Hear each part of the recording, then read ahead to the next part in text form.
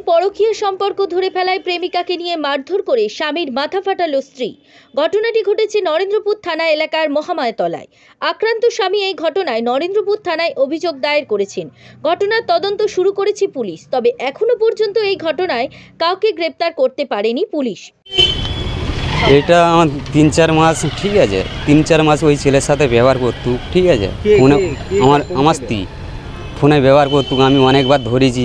এর আগে আমি কিছু বলিনি। আমি ছেলের সাথে প্রেম করতো, কি কথা বলতো হোয়াটসঅ্যাপে, কথা বলার পরে ওই নাম্বারটা বারবার ফোন আসতো। ও নিজে থেকে বলতো এরা কাজের বাড়ির নাম্বার, ঠিক আছে, কাজের বাড়ির নাম্বার বলে আমিও গুরুত্ব করতাম না। আমি নিজেও গাড়ির ড্রাইভার, ঠিক আছে। বুঝতে পারলে কি করে? বুঝতে পারলাম ফোনে রেকর্ডিং। ওর তো লক অন্য রকমই। ও স্বামী স্ত্রী ঘর সংসার করতে গেলে ফোন থাকে, ও আমার ফোনের লক ও জানতো। আমার ফোনটা নিয়ে ও ঘাঁটতো বেশি, ওর ফোনটা করে রাখতো, ঠিক আছে। ওর নরেন্দ্রপুর থানা এলাকার মহামায়াতলা বাসিন্দা গণেশ বৈদ্য ও স্ত্রী লীলা বৈদ্য এই এলাকায় তারা কর্মসূত্রে ভাড়া থাকেন। তাদের আসল বাড়ি নামখানা এলাকায়। 11 বছর আগে তাদের বিয়ে হয়। তাদের একটি কন্যা সন্তানও আছে। স্কুল জীবনেই দুজনের মধ্যে সম্পর্ক। প্রায় বছর 5 প্রেমের সম্পর্ক থাকার পর তারা বিয়ে করেন। সম্প্রতি স্ত্রী লীলা বৈদ্যের ফোন প্রায় ব্যস্ত থাকতো, তা থেকেই সন্দেহ হয় স্বামী। তিনি গোপনে স্ত্রীর কথা বলার সময় তার রেকর্ড করেন। ওর ভাইয়ের ছেলে আসতে ওর কাছে ফোনটা ছিল। আমি বলি বাবু একটু ফোনটা দে তো বাবা।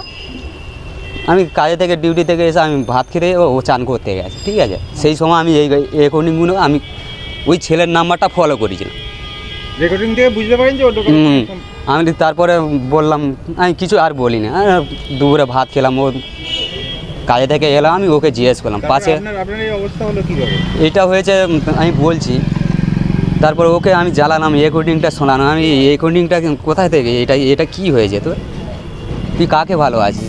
এই ছেলেটাকে আর তুই এইগুলো করছিলিস কেন? হ্যাঁ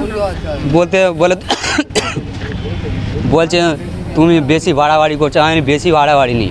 এখানটা আমার যে কটা ভাড়াটি আছে আমি সকলের ডাকছি। আমি ক্লাবের ছেলের ডেকে নিয়ে আসে। আমি শুধু একটা কথা বলছি, ভয় দেখেছি আমি বাজবানে তোর বেঁধে এখানটা পুড়িয়ে মারব।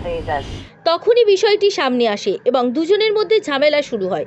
তারপর প্রেমিকাকে ডেকে স্বামীকে বাটাম দিয়ে মারধর করা হয় বলে অভিযোগ। ঘটনার তদন্ত শুরু করেছে পুলিশ। ব্যুরো রিপোর্ট, জেলার বার্তা। পাতিবনিয়ার সমুদ্র সৈকতের রিসর্ট বালুচর। থাকা খাওয়ার সুব্যবস্থা রয়েছে, গ্রাম্য পরিবেশ। পাতিবনিয়ার জঙ্গলে রয়েছে বুনো শূকর হরিণ। দীঘা বকখালি মৌসুমি নয়। এবার আসুন পাতিবনিয়ার রিসর্ট বালুচরে। সুর ভবন, দেশি ও বিদেশি বাদ্যযন্ত্রের বিশ্বস্ত প্রতিষ্ঠান। গার্লস স্কুল রোড, রায়ভিলার প্রথম গলি, ডায়মন্ড হারবার।